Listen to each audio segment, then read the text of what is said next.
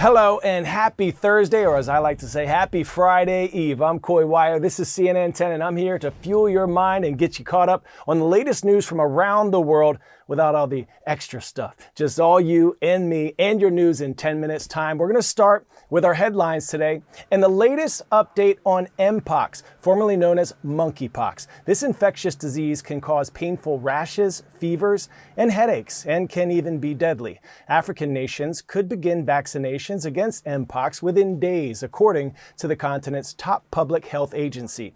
The Democratic Republic of the Congo, or DRC, is currently at the center of an Mpox outbreak. Just last week, the World Health Organization declared the situation a global health emergency. The more dangerous strain, which is spreading rapidly in the DRC, can be easily transmitted between people and from infected animals through close contact.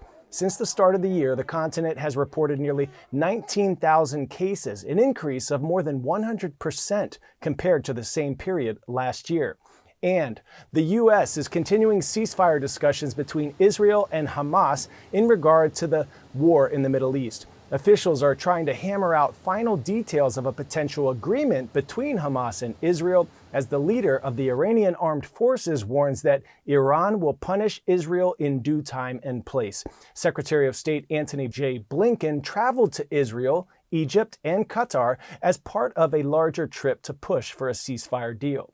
Next up, new data just released is showing that job growth in the U.S. over the past year was not as strong as once thought. The Bureau of Labor Statistics did an annual review of its employment data and found that there were 818,000 fewer jobs in March of this year than were initially reported. Spread out over the course of last year, that would be about 68,000 fewer jobs per month. The Bureau conducts this review every year, and the estimates are still preliminary. They won't be finalized until next year, but right now economists are looking at these numbers as a critical gauge for the U.S. labor market and overall health of the economy.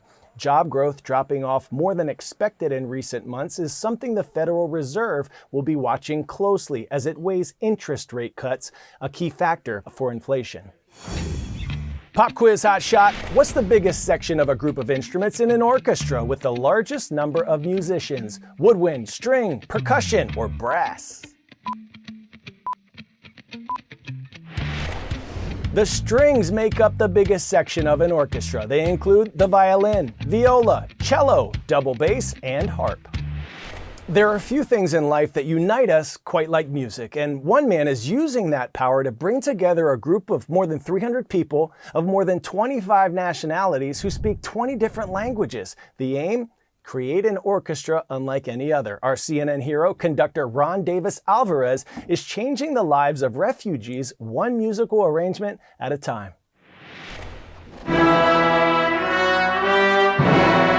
An orchestra is like a community. Different people, different voices, different melodies. Everybody have their own role and they all connect to each other. The violins listens the cellos and the cellos hear the trumpets. Imagine if the world worked more like an orchestra. We will have a better world for sure.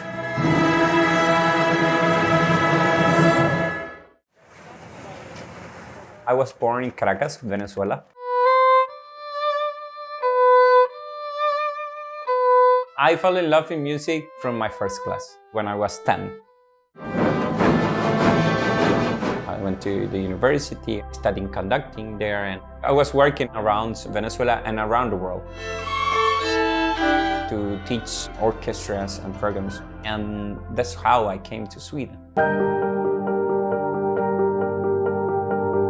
I came in 2015, and there was arriving so many refugees and asylum seekers. They were like completely lost. Music changed my life. I knew that. I know that.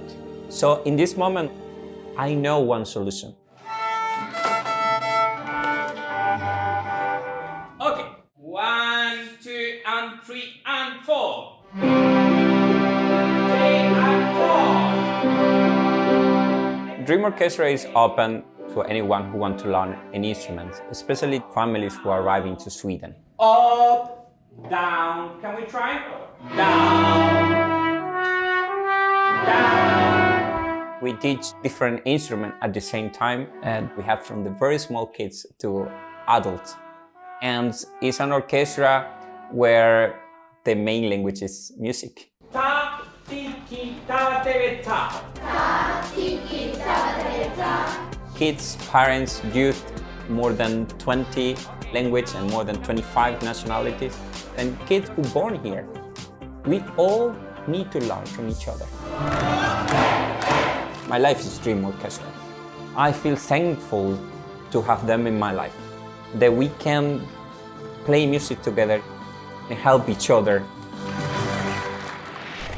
Next in our CNN10 Olympian series this week is Team USA track and field superstar Gabby Thomas. She's not just quick on her feet, being one of the fastest women in the world, winning 3 gold medals in Paris. She's also locked into her studies and personal growth. She graduated from Harvard with a degree in neurobiology, then a master's in public policy from the University of Texas. I asked her all about her incredible journey and all about her pug back home that she just can't wait to see.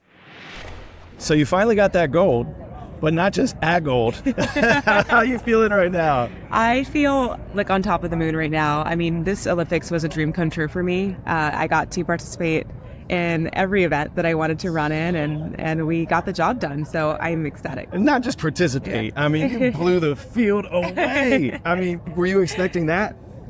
You can never really expect to do that, at this level, because everyone is so talented and incredible at what they do. But I do know I've been training for years for this moment, and so I really took advantage of that. Now, neurobiology degree from Harvard, master's from UT in public health, and by the way, you volunteer at a hospital. I mean, how powerful is the human mind?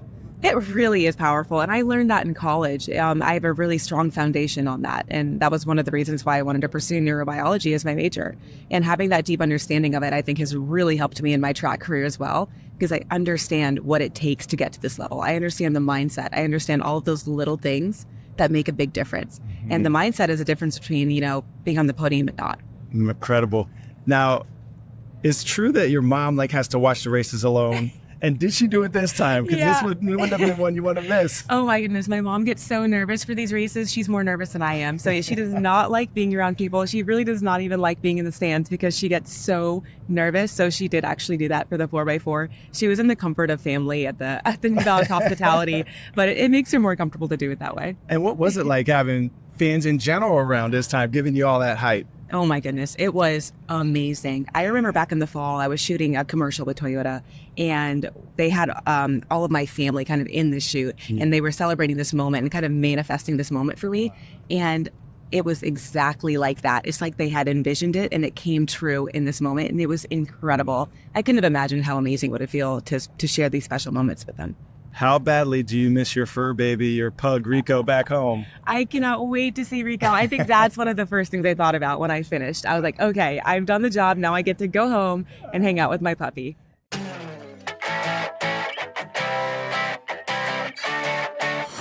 Today's story getting a 10 out of 10 is for anyone who had confused robot taxi on their bingo card. That's what some sleep-deprived San Francisco residents say has been keeping them up at night for weeks. The racket that's keeping them up is from honking driverless taxis that have been returning from picking up fares to a neighboring parking lot. They just seem to be getting confused. Then it happened again and again, and I started thinking, well, this is an issue. Now, Waymo, the company that makes these driverless taxis, says they are working on a solution to what's making these taxis keep honking at each other day and night. It'll be a fix that can't come soon enough for all the sleep-deprived neighbors nearby. All right, superstars, now it's time for our favorite part of the day. We're giving a special shout out to Somerset Academy Lone Mountain in Las Vegas, Nevada. What's up, Mr. Foster's class? Thanks to you and to all of you for making us part of your day. Tomorrow's Friday, so let's lock in and finish this week strong. I'm Koy Wire, and we are CNN10.